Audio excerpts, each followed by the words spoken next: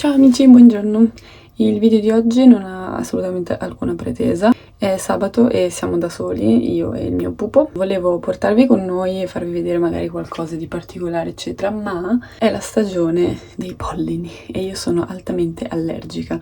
L'altro giorno sono uscita, c'era un sacco di vento, un sacco di polline e ho rischiato di morire. Ho deciso che forse è meglio rimanere in casa. I giapponesi, infatti, usano sempre la mascherina, cosa che ha senso. In realtà devo anche lavorare, quindi penso che approfitterò semplicemente dei riposini per lavorare un po', appunto. E poi adesso è la stagione del sumo anche, quindi siccome c'era stato un commento che mi aveva detto che sarebbero stati interessati al sumo, oggi magari prendo l'occasione e ve ne parlo mentre lo guardo. Di cose da dire sul sumo ce ne sono veramente tante, però cercherò di essere molto sintetica, così una prima overview.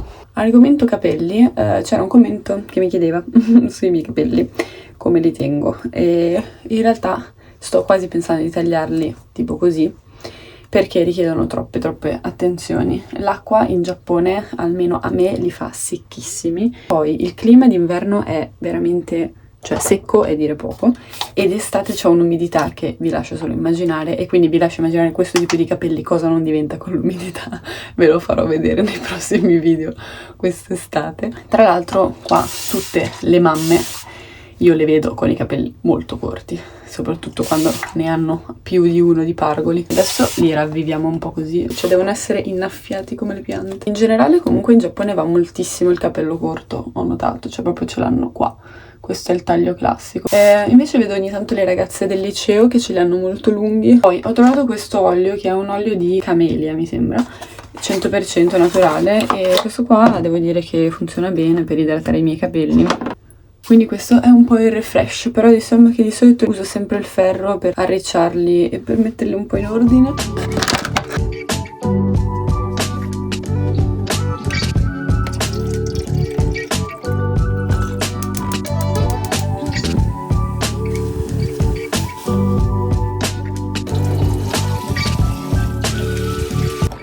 Comunque ieri ha detto mamma e ne ho le prove.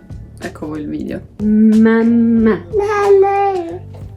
E io ne sono ovviamente felicissima. Il problema è che adesso quando piange inizia a fare mamma. Nel frattempo vi faccio vedere un po' il sumo. Sono le 9:40 di mattina e inizia alle 8. Questa persona qua è l'arbitro, chiamiamolo, Gyoshi si chiama, e come vedete è abbastanza giovane. Invece poi più si va avanti verso la fine e ci sono i veterani. Stessa cosa per i lottatori di sumo, quindi quelli che vedete qua sono al rango più basso e come vedete c'è anche pochissima gente che guarda, perché il picco, il culmine è tra le 4 e le 6. Ci sono delle fasce di categoria, diciamo il livello più o meno. Di solito sono comunque persone giovani magari, perché che hanno appena iniziato, entrano nelle palestre che sono di solito gestiti da vecchi lottatori di sumo molto forti. Poi quando il maestro ritiene che sia opportuno per loro iniziare, ma comunque ci sono lo stesso i fan, vedete? Poi possono proprio partecipare, questa è l'associazione ufficiale, e quindi si inizia dal livello più basso e mano a mano, a seconda di quante vittorie si fanno, si può salire di grado. I livelli più bassi non fanno gli incontri tutti i giorni, mentre quelli più alti sì, che vi faccio vedere dopo. Questo è un sito di streaming normalissimo, gratuito. Questa persona qua è quello che chiama i nomi, quindi annuncia se da est o da ovest e il nome del lottatore. E hanno tutti dei nomi un po' particolari che vengono di solito dati dal maestro, decisi sulla base delle caratteristiche della personalità di quel lottatore. Comunque i movimenti che fanno sono gli stessi che poi faranno anche quelli di livello più alto. Questo qua si chiama Shiko, che non saprei come tradurlo, alzare una gamba e l'altra e battere sul suolo. Si dice che il segreto di un lottatore di sumo stia nel fare tante volte questa cosa e si diventa più forti. Quando l'arbitro si mette così, poi si inizia quando loro due sono pronti, si toccano le mani. Ecco, per esempio, a volte non si trovano, cioè proprio la respirazione non va insieme, sbagliano un po' il tempo, ci può essere questo errore, invece poi quando partono insieme è giusto e allora poi continuano. Vince chi rimane in piedi o dentro al cerchio. Se l'altro viene buttato fuori oppure se tocca il terreno con qualsiasi parte del corpo che non sia la pianta dei piedi, allora ha vinto l'altro. Poi quando c'è un dubbio, per esempio in questo caso, queste persone qua, che sono i vecchi lottatori di sumo, molto importanti, si riuniscono, ce ne sono 4, quindi una a nord, sud, est, ovest. Oddio, sono 5, ne ho spostato un altro. Non ci sono cose di telecamere né niente, loro sono ai lati, ognuno ai lati, e così controllano, discutono, se poi sono d'accordo, bisogna vedere se sono d'accordo con quello che ha detto l'arbitro. Di solito quando è così è perché c'è qualcuno che ha un dubbio su quello che ha detto l'arbitro.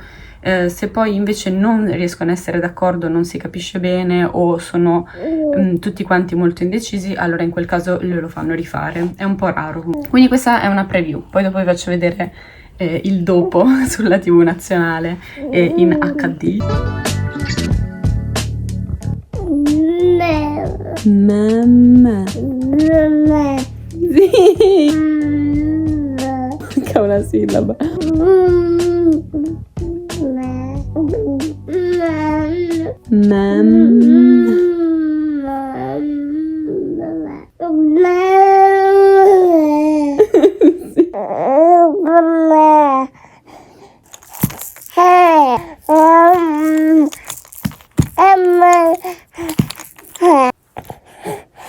Ho comprato questo macchinario per disinfettare il biberon, è molto comodo, si mette qua l'acqua e nella modalità automatica fa 8 minuti di vapore e poi asciuga in 50 minuti, quindi in totale un'ora.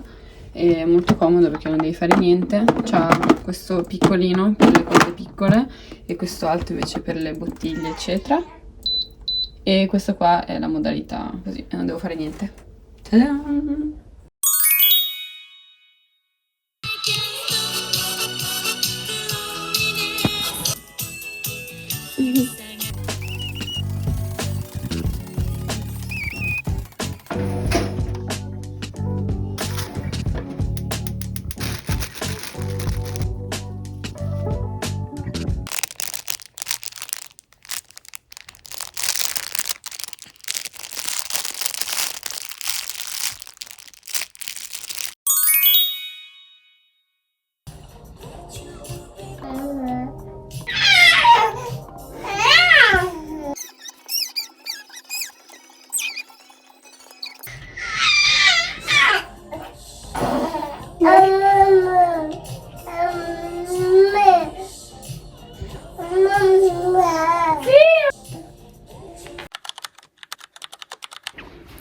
Eccoci, si è fatta sera nel frattempo e per una serie di eventi di forza maggiore, cioè una chiamata oltreoceano, ho perso il sumo di oggi.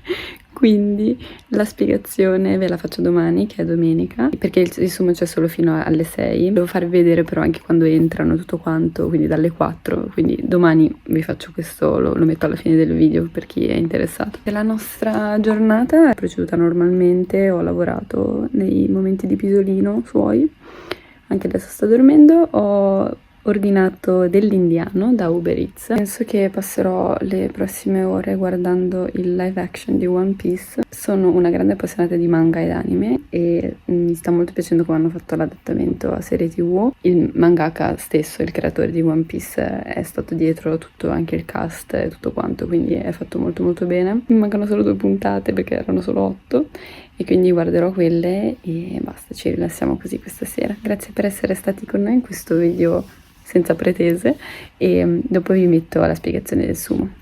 Ciao!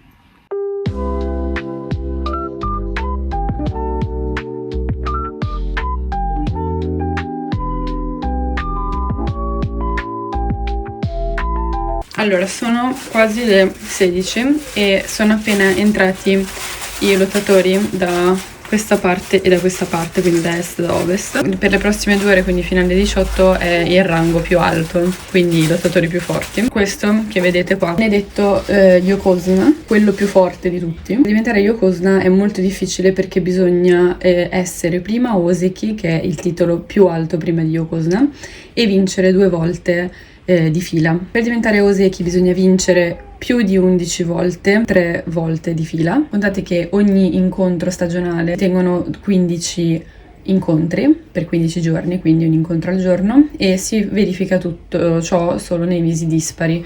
Infatti adesso siamo a marzo, quindi per esempio se tu fai marzo, maggio e luglio e in queste 3 volte vinci in totale 33 volte, diventi Oseki. Essere diventato Oseki, che è molto difficile già di per sé, devi vincere 2 volte.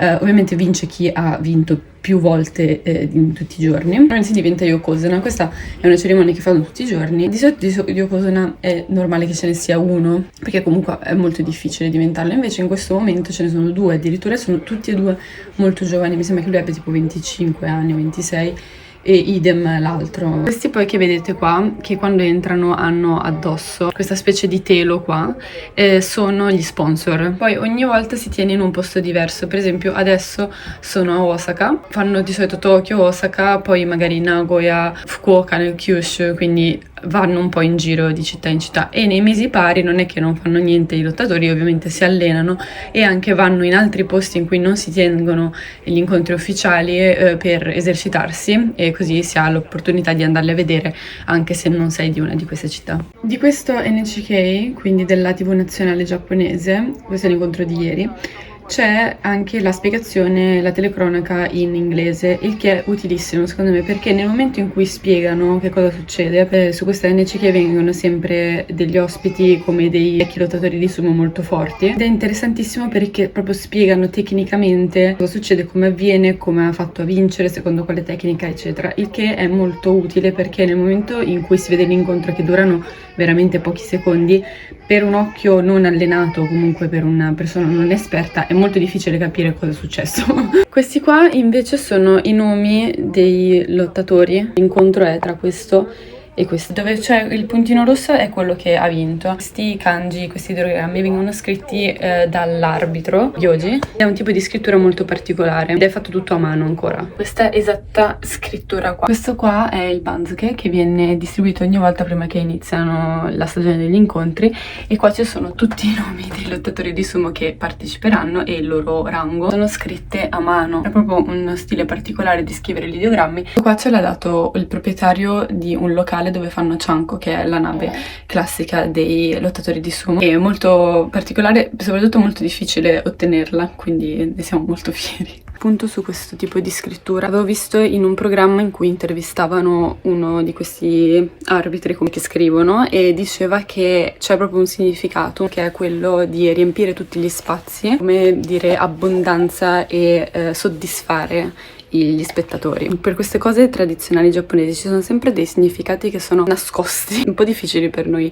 da capire, però sono sempre cose pensate. Questi qua che vedete che passano tenendo queste cose sono anche sponsor. Qua è il luogo dove si tiene l'incontro, è sollevato e sotto questa specie di casetta perché è luogo divino. Il nome del lottatore da est da ovest, quante vittorie, quante sconfitte, il rango, il luogo da dove vengono, e poi c'è il nome della palestra, sopraelevata perché è luogo divino e si combatte sotto la divinità, praticamente sotto gli occhi del dio. È una cosa molto sacra, alle donne non è permesso in alcun modo salire su questo coso. Quando uno dei due vince riceve, a seconda delle scommesse che sono fatte sull'incontro, riceve una busta con dei soldi. Questa qua, la cosa che fa ridere è che io pensavo che fosse una cosa super religiosa, spirituale, e invece poi ho scoperto che c'erano dentro i soldi. Ci sono veramente troppe cose da dire. Comunque qua ogni tanto mettono il riassunto degli incontri, quindi con che mossa ha vinto.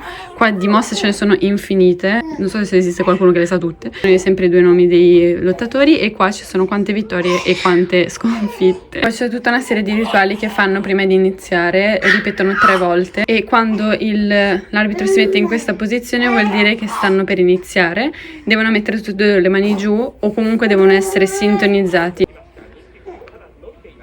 e continua a dire no cotta, no cotta, no cotta, che vuol dire che sono rimasti dentro, quindi non è ancora finito. Comunque l'obiettivo è o portare l'altro fuori dal cerchio o buttarlo a terra, o entrambe in questo caso. Uno dei rituali che fanno è quello di lanciare il riso quando entrano. E quanta gente c'è in più rispetto alla mattina che non c'è nessuno. Questi qua sono proprio i più famosi e i più forti. Queste sono tutta una serie di movimenti che fanno prima di iniziare l'incontro. Questa capigliatura si chiama chonmage e si lasciano i capelli lunghi finché non si ritirano, e l'unica regola che c'è nel sumo è che non si possono toccare i capelli. È molto normale che volino giù dal così e vadano addirittura addosso alle persone, che molto spesso sono persone anziane, che in realtà sono contentissime di questa cosa perché possono vedere da vicino il lottatore di sumo, che è un po' considerato un eroe più di esseri umani praticamente, sia per la loro forza che per il corpo che per questa lotta che fanno sotto il giudizio divino, possiamo chiamarlo. Quella cosa forse più appassionante di guardare il sumo è, a parte il fatto che c'è molto spesso, tifi un po' per tutti, quindi c'è sicuramente quello che ti piace di più,